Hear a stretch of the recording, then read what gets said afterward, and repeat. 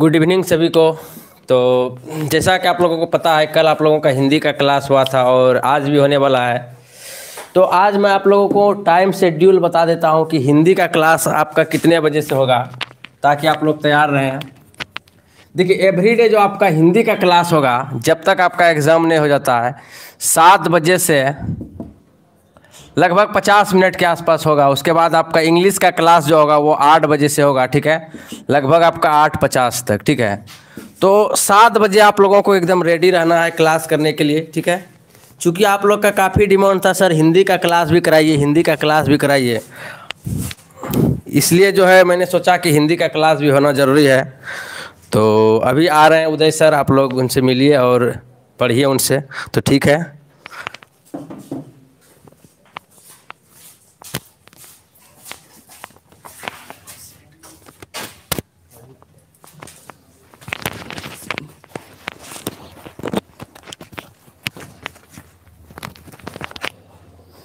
देखें मैम,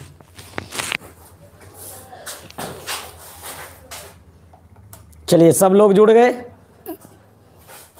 चलिए, तो जैसे कि आप लोगों को पता था कि कल मैंने हिंदी का गद्य खंड का एक कहानी आप लोगों के बीच लाया था। उसने कहा था, आज आप लोगों के बीच मैं पद खंड से एक ऐसे शब्दांश लेकर आ रहा हूं ताकि आपके एग्जाम की दृष्टि से वो काफी भिन्न है। कहें, चूंकि कल की जो क्लास मेरी थी तो बहुत बच्चे उसमें नहीं जुड़ पाए थे, तो मैं कोशिश कर रहा हूं कि आप लोग जुड़िए, जितना जल्दी हो सके जुड़ जाइए। आवाज़ तो स्पष्ट जा रही है? कमेंट करके बता दीजिए आप लोग, कमेंट करके आप लोग बता दीजिए, क्योंकि कुछ गला जो है फंसा हुआ है, क्योंकि दिन भर क्लास हो जाता है और शाम में फिर मैं आप लोगों का दिल तोड़ना नहीं चाहता, क्योंकि कल मैंने दिया था। आवाज़ तो स्पष्ट आ रही है? एक बार कमेंट में लिख दीजिए तेजी से। चलिए, तो आज देखें, आज जो हम लोग पढ़ेंगे पुत्र वियोग पढ़ने वाले हैं। पुत्र वियोग, पुत्र वियोग,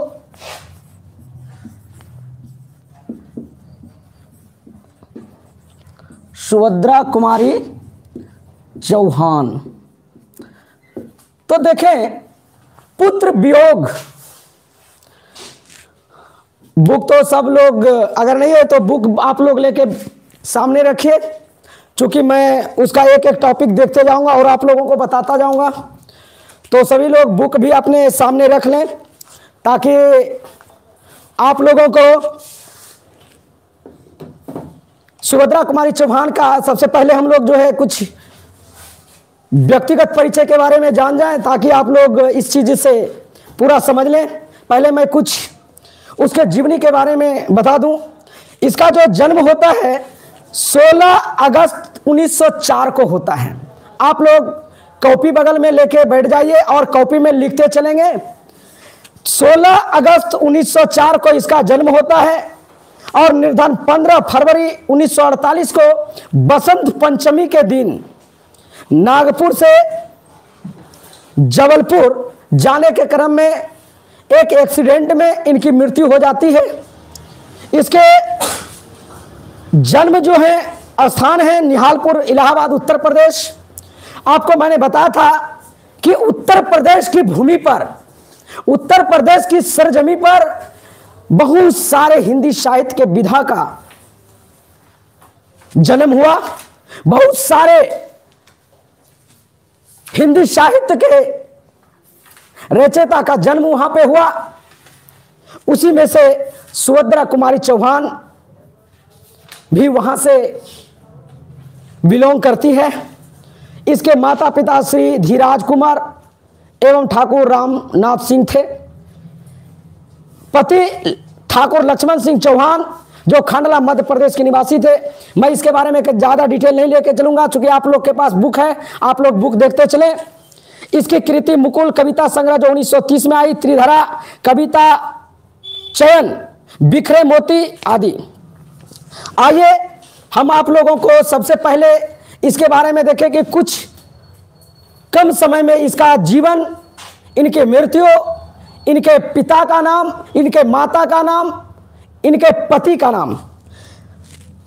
हिंदी साहित्य के विधा में अगर हम लोग सुभद्रा कुमारी चौहान की बात करें, बचपन में हम लोग पढ़ा करते थे कि ये कदम का पेड़ अगर मां होता यमुना तीरे, मैं भी इस पर बैठ कन्हैया बनता धीरे धीरे।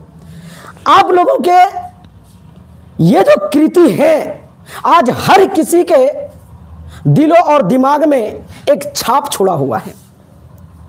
उसी सुभद्रा कुमारी चौहान की यह कृति आज दूसरी कृति में जो एक सद्भाव, आत्म और प्रेम की वासना का एक आधार है, उस कविता को मैं आप लोगों के सामने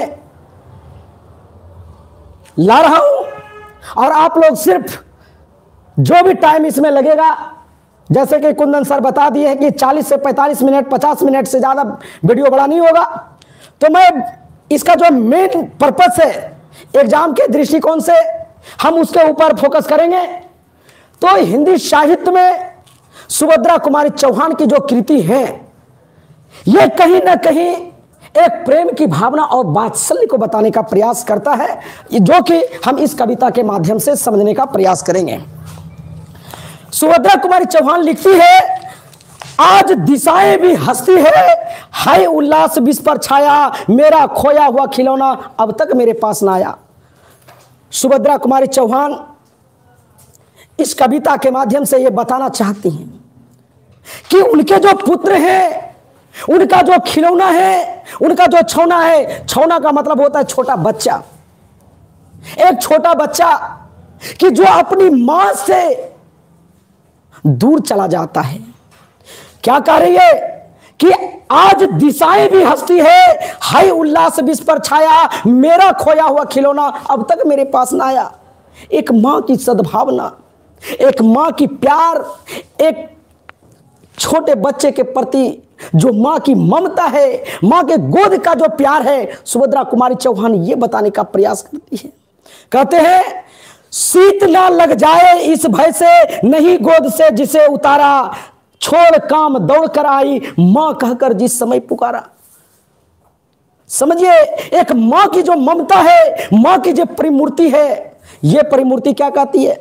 कोई भी मां बताइए कि अपने छोटे बच्चों को क्या शीत में गोद से उतारती? क्या नहीं उतारती है, क्योंकि एक मां की ममता होती है, मां की प्यार होती है, मां की सद्भाव होती है। क्या कहता है? शीत ना लग जाए इस भय से, एक मां ये कहना चाहती, एक मां ये कहना चाहती है कि अपने छोटे बच्चों को, जो छोटा बच्चा है उसको मैं गोद से नहीं उतारती। क्यों? कि मेरे छोटे बच्चे को कहीं ऐसा ना हो जाए कि उसको ठंड लग जाए। क्या बताइए, एक मां ही है ना, एक मां ही है जो एक छोटे बच्चे को इस डर से नहीं उतारती है और अपने आंचल में समेटे रहती है, अपने सीने से लगाकर रखती है कि मेरे छोटे बच्चे को कहीं ठंड ना लग जाए। इस भय से उसको नहीं उतारता है। कहते हैं, छोड़ काम दौड़ कर आई, मां कहकर जिस समय पुकारा। एक मां की जो ममता है, एक मां की जो प्यार है ना, इस दुनिया में सबसे बड़ा है, इस दुनिया में सबसे बड़ा है। कहने का मतलब यह हो गया कि सुभद्रा कुमारी चौहान अपने हृदय की उस वासना को व्यक्त करती है, एक बेटे के प्रति प्यार को दर्शाने का प्रयास कर रही है। क्या कहती है? छोड़ काम दौड़ कर आई, मां कहकर जिस समय पुकारा। एक देखिए, जब हम लोग जब बड़े हुए, एक मां की जो ममता है, मां की जो प्यार है, कोई भी काम, मां कितना भी बड़ा काम क्यों ना हो, अगर एक बार एक बच्चा अपनी मां को ये बोल दे, एक बार मां शब्द कह के पुकार दे, तो मां घर से दौड़ करके अपने बेटे को गले से लगा करके चूम लेती है। ये मां की ममता है, ये मां का प्यार है, ये मां का दुलार है, और इस संसार में कोई दे नहीं सकता। कहते हैं, थपकी देकर जिसे सुलाया, जिसके लिए लोरियां गाई। एक माँ की ममता देखिए, एक माँ का प्यार देखिए। क्या कहते हैं? थपकी देकर जिसे सुलाया, जिसके लिए लोरियां गाई। एक माँ जो है, ये माँ की ममता कहती है कि एक छोटे बच्चे के लिए लोरियां गाती है कि नहीं गाती है? बताइए, एक माँ की ममता है कि नहीं है? है ना? एक माँ की ममता है कि नहीं है? कहते हैं थपकी देकर जिसे सुलाया, जिसके लिए लोरियां गाई। एक माँ अपने बच्चों को सुलाने के लिए क्या क्या करती है, क्या क्या भाव देती है, क्या क्या विचार मन में उपजती है। कहते हैं थपकी देकर जिसे सुलाया, जिसके लिए लोरियां गाई। जिसके मुंह पर जला मलिनता, देख आंख में रात बिताई। अगर बेटे को कुछ हो जाए तो एक माँ आंखों में रात बिताना मतलब रात भर जग जाती है। एक माँ की ममता कहती है कि मेरे आंखों में नींद नहीं है क्योंकि मेरे बेटे बीमार हैं। और माँ की जो हृदय होती है ना, कोमल होती है।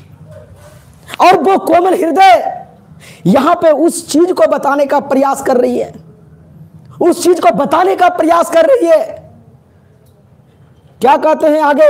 जिसके लिए भूल अपना पर पत्थर को भी देव बनाया। कहते हैं जिसके लिए भूल अपनापन, भूल अपनापन का मतलब हो गया कि किसी भी अनजान लोगों को, अनजान चीजों को, जिसके लिए भूल अपना पर पत्थर को भी देव बनाया। और एक माँ है, एक माँ है जो पत्थर को भी पूजने का काम करते, पत्थर को भी देव बनाते, कि वो माँ की ममता है, माँ की प्यार है, माँ का सद्भाव है। क्या कहते हैं? जिसके लिए भूल अपनापन पत्थर को भी देव बनाया, कहीं नारियल कहीं दूध बतासे। एक माँ देखे अपने पुत्र की खुशी के लिए, अपनी बेटे की खुशी के लिए कितना बलिदान कर देता है, अपना सर्वस्व सुखी को कुर्बान कर देती है सिर्फ एक पुत्र के लिए। कहते हैं कहीं नारियल दूध बतासे, कहीं चढ़ाकर शीश नवाए। एक माँ जब मंदिर में जाती है ना, एक माँ पत्थर को भी पूजने के लिए तैयार हो जाती, कहीं शीश नवाने का काम करते हैं। ये माँ की ममता नहीं है तो क्या है? क्या बताइए, माँ की ममता है कि नहीं है? क्या कहते हैं? कहीं चढ़ाकर शीश तक नवाता है, पत्थर को देव बनाता है, तो कहीं नारियल दूध और बतासे चढ़ाते हैं अपने पुत्र की खुशी के लिए। कहते हैं फिर भी कोई कुछ कर ना सका, फिर भी कोई कुछ कर ना सका, छिन ही गया खिलौना मेरा। एक माँ कहती है कोई कुछ नहीं कर सका, मेरा बेटा, छोना का मतलब होता है छोटा बच्चा, मुझसे छीन गया, मेरा छोटा बच्चा मुझसे छीन गया और कोई कुछ नहीं कर सका। ये भाव, ये सद्भाव मां की ममता है। आपको इस बात को समझना पड़ेगा, क्योंकि एक मां कितने सारे काम कर रहे हैं अपने बच्चों की खुशी के लिए, क्या नहीं कर रहे हैं। फिर भी कोई कुछ कर ना सका, छीन ही गया खिलौना मेरा, मैं असहाय विवश बैठी ही रही, उठ गया छौना मेरा। एक मां के सामने जब किसी पुत्र का क्या उठता है, लाश उठता है, मरा हुआ मुर्दा उठता है, तो मां असहाय बैठी हुई होती, कुछ नहीं कर पाती।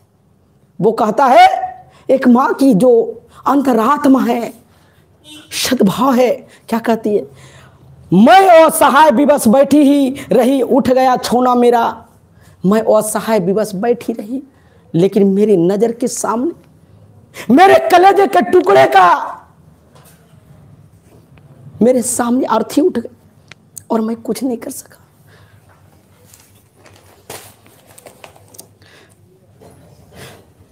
तड़प रहे हैं विकल प्राण में, क्या कहते हैं? तड़प रहे हैं विकल प्राण, ये मुझको पल भर शांति नहीं है। अब बताइए कि कोई मां अपने बेटे को खो करके क्या कभी उसकी आत्मा को शांति मिल सकती क्या? एक बेटा को खो करके एक मां कभी शांत बैठ सकती है क्या? कभी नहीं बैठ सकती। मां के लिए ममता का सागर, वो तो त्याग की परिमूर्ति होती है। वो सारे शरीर को कुर्बान कर देती है, सारे दौलत को लुटा देती है, लेकिन मां अपने पुत्र के लिए जो करती है एक पुत्र कभी नहीं करता। क्या करता है?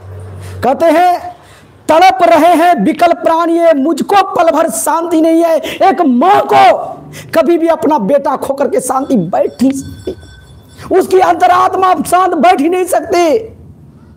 कहती हैं बा खोया धन पा ना सकूंगी। उसका धन था, एक मां के लिए जो उनका बेटा होता है ना, वो धन होता है। हम लोग भी अपने मां के लिए एक धन है। अब समझिए कि एक मां के सामने किसी बच्चे की अर्थी उठे तो मां के हृदय में सागर की लहरों से भी कुछ बड़ा नहीं हो सकता। हो सकता है क्या बताइए? कुछ नहीं हो सकता। बा खोया धन पा ना सकूंगी, इसमें कुछ भी भ्रांति नहीं है, यह एकदम सत्य है। इसमें थोड़ा सा भी भ्रम नहीं है कि एक मां अपने बेटे को खो करके अपने आप को शांति ले ले, अपने आप को वो शांत कर ले, अपने अंदर आत्मा को वो शांत कर ले। वो कभी शांत नहीं बैठ सकती, फिर भी रोता ही रहता है। क्या कहते? फिर भी रोता ही रहता है, नहीं मानता है मन मेरा। एक मां की जो अंतर्वासना होती है, अंतर आत्मा जो होती है, वो हमेशा रोता है। हमेशा वो उस चीज को उसको याद आता है, बचपन की किस प्रकार उन्होंने पाला पोसा, वो सारी चीज उसकी दृष्टि के सामने रहता है। एक मां कभी भी अपने बेटे को खो करके शांत नहीं बैठ सकती। कहते हैं बड़ा जटिल है, बड़ा जटिल नीरस लगता है सूना सूना जीवन मेरा। एक मां के जिंदगी में बहुत सारी दौलत नहीं चाहिए, बहुत सारी दौलत नहीं चाहिए एक मां को। बस उस मां को एक दौलत चाहिए, उनका बेटा। उनसे जाकर के कभी पूछिए, जिसे पुत्र नहीं है उससे कभी जाकर के मिलिए, उन बांझिन से जाकर के मिलिए जिनको पुत्र नहीं है, पुत्र के लिए वो किस प्रकार व्याकुल होते। वो मां की ममता है, उसके हृदय में सागर सी लहरें उठती है और वो लहरें शांत होने ही नहीं देती। कहते हैं यह लगता है एक बार यदि पल भर को उसको पा जाती, एक मां कहती है, क्योंकि उसके बेटे की आकस्मिक मृत्यु हो चुकी होती है। एक मां कहती है कि अगर मैं अपने बेटे को एक बार अगर पा जाती, अगर मैं अपने बेटों को एक बार उनसे मैं मिल जाती, कहते हैं यह लगता है एक बार यदि पल भर को उसको पा जाती, जी से लगा प्यार से सर सहला सहला कर उसे समझाती। एक मां की कहती है कि अगर कभी मेरा बेटा एक पल मुझसे मिल जाए ना, एक पल भी अगर वो मुझसे मिल जाए ना, तो उसे जी से लगा लेता, मैं सीने से लगा लेता और सहला सहला कर अपने बेटे को मैं समझाता, मेरे भैया मेरे बेटा अब मां को छोड़ ना जाना। देखिए मां की जो ममता है, क्या बोल रहे हैं समझिएगा। टॉपिक को जब आप समझिएगा तो सारा चीज आपका क्लियर हो जाएगा। कहते हैं मेरे भैया मेरे बेटा अब मां को छोड़ ना जाना, बड़ा कठिन है बेटा खोकर मां को अपना मन समझाना। समझिए क्या कहता है। एक मां कहना चाहती है, अपने बेटे के लिए कहना चाहती है कि मेरे भैया, किसी का भैया हो सकता है, किसी का बेटा हो सकता है। आप इस चीज को समझिए। क्या कहता है, मेरे भैया मेरे बेटा अब मां को छोड़ ना जाना, बड़ा कठिन है बेटा खोकर मां को अपना मन समझाना। एक मां जो है, उनकी जो अंदर आत्मा है वो कहर उठता है, कहता है मेरे भैया, मेरे बेटा, अब तुम कभी भी छोड़कर मत जाना। क्यों? तुझे पता है कि तुमको खो करके मुझको थोड़ा सा भी शांति नहीं है, मेरी आत्मा को पल भर शांति नहीं है। और ये मां जो सुख दुख की साथीन है ना, कभी भी अपनी मां अपने पुत्र को भूल नहीं सकती। आगे देखिए क्या कहता है,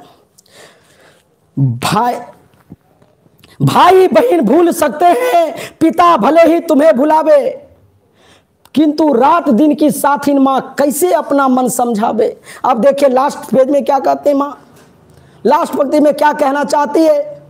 कहता है भाई बहन और पिता एक पुत्र को भूल सकता है,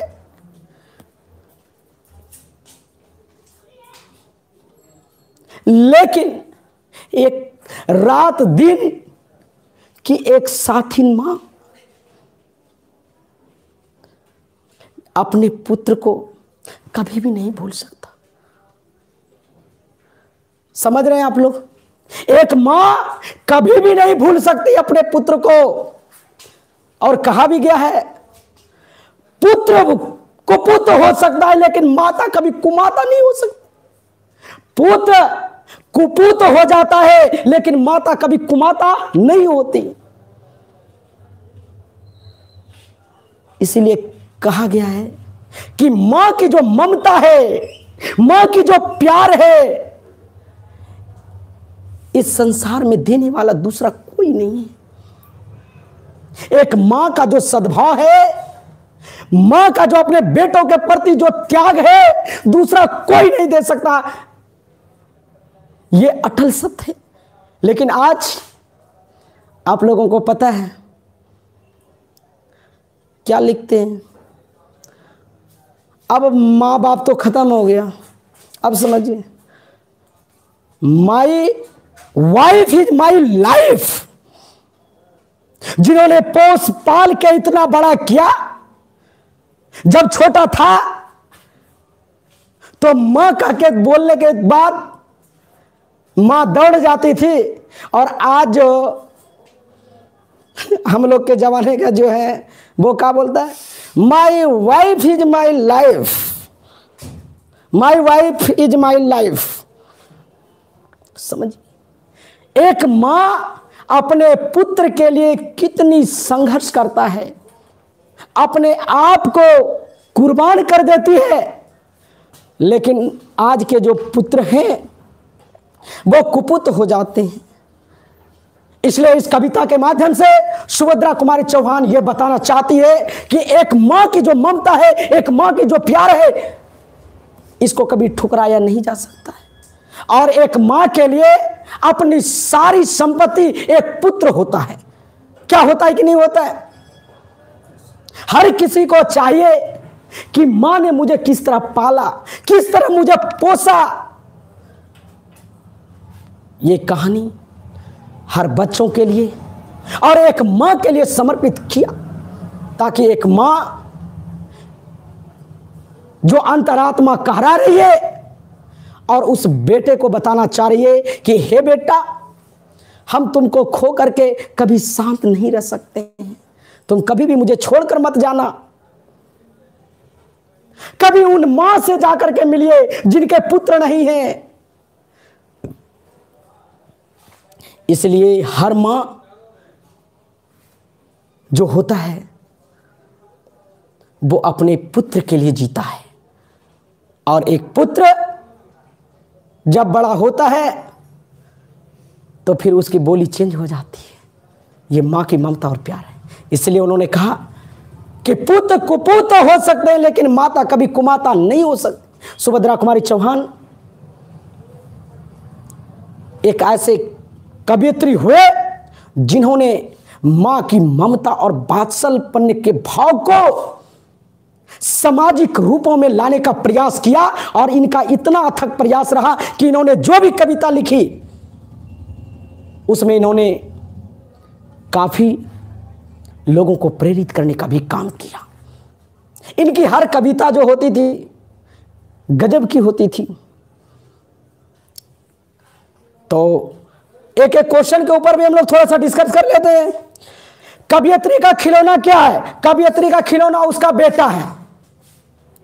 कवयित्री स्वयं को असहाय और विवश क्यों कहती है? कवयित्री स्वयं को असहाय और विवश इसलिए कहती है क्योंकि उसके सामने उसके बेटे की अर्थी निकल रही है, इसलिए मां कुछ नहीं कर पा रही है, अपने आप को वो विवश और असहाय महसूस करती है। पुत्र के लिए मां क्या क्या करती है? पुत्र के लिए मां पत्थर को भी देव बनाता है, कहीं दूध, कहीं नारियल, कहीं बतासे चढ़ाते हैं और अपना शीश तक नवाते हैं। मां अपने पुत्र के खुशी के लिए अनेक कामनाएं करते हैं। देखिए अर्थ स्पष्ट कैसे कीजिएगा बता देते हैं, थोड़ा सा शॉर्ट में, चूंकि लिखा तो नहीं सकते हैं।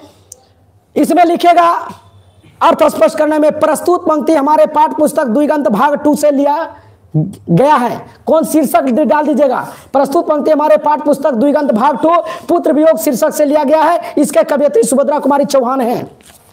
लिखेगा ये सुभद्रा कुमारी चौहान कवयित्री कहना चाहती है कि आज दिशाएं भी हंसती है पूरे है उल्लास विश्व पर छाया, मेरा खोया हुआ खिलौना अब तक मेरे पास नहीं आया। एक मां कहना चाहती है आज चारों तरफ खुशियां हैं, पूरे विश्व में उल्लास है, लेकिन मेरा जो खोया हुआ खिलौना है अब तक मेरे पास नहीं है। देखिए और आगे क्या कहती है, मां के लिए अपना मन समझाना कब कठिन हो जाता है? मां के लिए अपना मन समझाना कठिन तब हो जाता है कि जब बेटे उनके सामने नहीं होते हैं। और कोई भी मां अपने पुत्र को खो करके कभी भी अपना मन को नहीं समझा सकती है। इसलिए मां कहना चाहती है कि पुत्र के रहने पर ही मैं अपना मन समझा सकता हूं, नहीं तो मैं नहीं समझा सकता हूं। पुत्र को छौना कहने के पीछे का भाव छुपा हुआ है। पुत्र को छौना कहने के पीछे भाव यह छुपा हुआ है कि छोटा पुत्र जो है, जो छोटे बच्चे होते हैं, जो बचपन से मां के साथ रहते हैं, उन्होंने क्या क्या अपने बच्चों के लिए क्या है, सारी चीज उनको याद आ जाती है। यही एक भाव मां और बेटे के भाव को बतलाया गया है। देखिए नेक्स्ट कहते हैं मम्र को उद्घाटित करना। भाई बहन भूल सकते हैं, पिता भले ही तुम्हें भुलावे किंतु रात दिन की साथी मां कैसे अपना मन समझावे। कहते हैं कि भाई और बहन भूल सकते हैं, पिता भूल सकते हैं, लेकिन रात दिन की जो साथी मां होती है ना, वो कभी भी अपने पुत्र को नहीं भुला सकती है। ये अटल सत्य है। कविता का भावार्थ आप लिख दीजिएगा। लिखेगा इस कविता के माध्यम से एक मां और पुत्र के जो प्रेम भावना है उस भावना को बतलाया गया है, जिसमें कि कवयित्री का जो खिलौना है अर्थात छोटा बच्चा है, उसकी आकस्मिक मृत्यु हो जाती है। तब जाकर के एक मां अपने पुत्र के लिए क्या क्या यातनाएं देती है, क्या क्या वो कष्ट सहती है, कैसे कैसे वो उन्होंने शब्दांश का प्रयोग करके अंत तक वो कहराता है, क्योंकि उसके पास उसका खिलौना नहीं है। कुछ इसमें ज़्यादा नहीं है। That's all, thank you. और आप लोग इस तरह देखते रहिए। फिर कल हम लोग मिलते हैं दूसरे टॉपिक में, वो रहेगा फिर 7 से 8 के बीच में। कोशिश करेंगे, चूँकि सर का जो वार्तालाप हमसे हुई, सर ने जो मुझे जितना आप लोगों के लिए हो सका सर कर रहे हैं, और हम भी कोशिश कर रहे हैं कि आप लोगों का इस तरह सिलसिला चलते रहे ताकि एग्जाम में आप लोगों को कोई कठिनाइयां नहीं आ सके। Thank you.